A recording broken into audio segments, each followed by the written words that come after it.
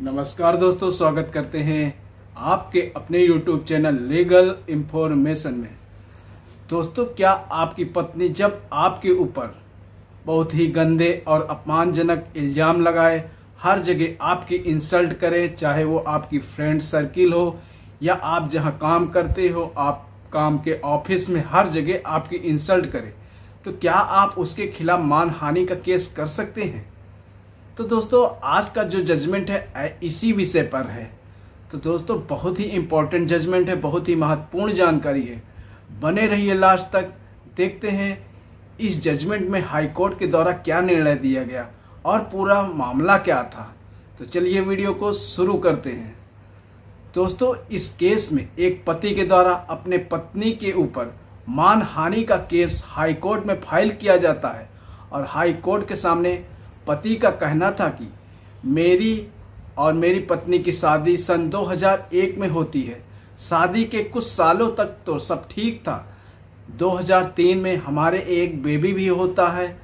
बच्चा होने के बाद अचानक पत्नी का व्यवहार बिल्कुल चेंज हो जाता है और वो बिल्कुल एग्रेशन के साथ मेरे साथ पेश आती, हमेशा अपमानजनक भाषा बोलती, मेरे और मेरे परिवार वालों को हमेशा उल्टा सीधा अपमानजनक जो सभ्य समाज में बोली ना जा सकी उस तरह का भाषा इस्तेमाल करती थी।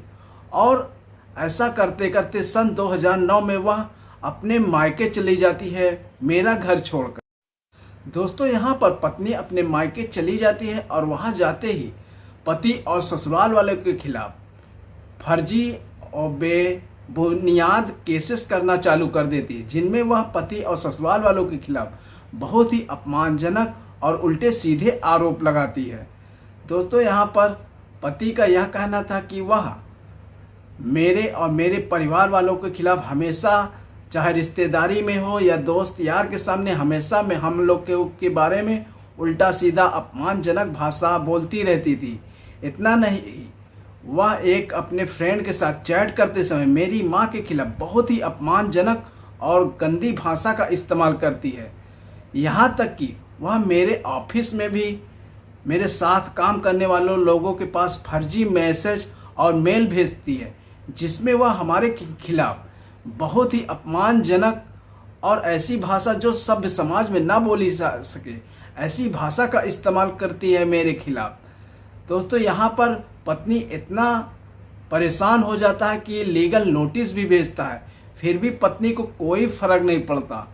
इतना होने के बाद पति डिप्रेशन में चला जाता है और एक मेजर सर्जरी भी करवाता है।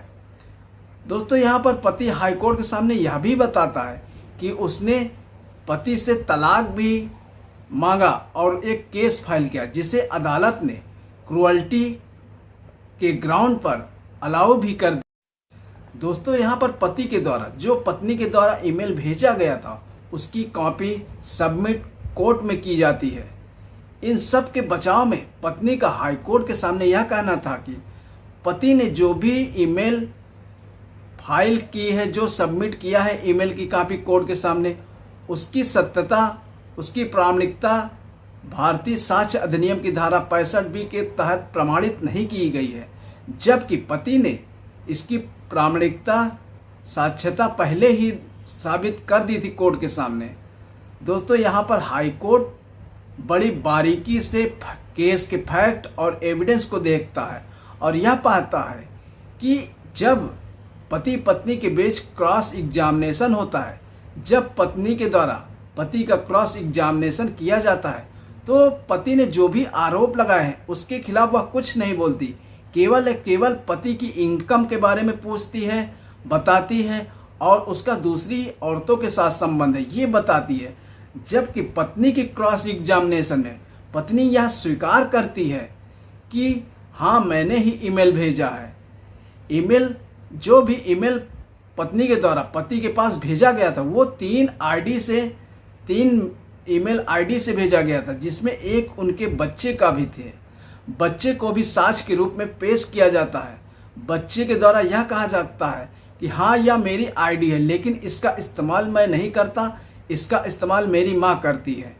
दोस्तों, यहाँ पर जो मेल भेजा गया था और जो ईमेल पति के द्वारा कोर्ट के समक्ष प्रस्तुत किया जाता है उसकी सत्यता और प्रामाणिकता के संबंध में पत्नी ने कोई भी विरोध नहीं किया था, ना ही कोई जांच की मांग की थी।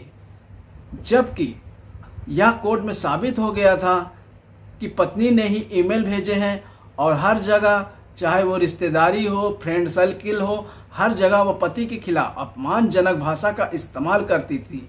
दोस्तों, यहाँ पर हाई कोर्ट पति की बातों से सहमत होता है और उसकी मान हानि के केस को अलाउ करता है और पत्नी के ऊपर 14 लाख रुपए का मान हानि लगा देता है।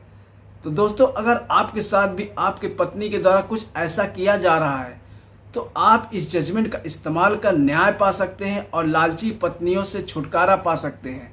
दोस्तों, इस जजमेंट का लिंक मैंने इस वीडियो के डिस्क्रिप्शन में दे दिया है, वहां जाके इस जजमेंट का इस्तेमाल अपने हिसाब से कर सकते हैं।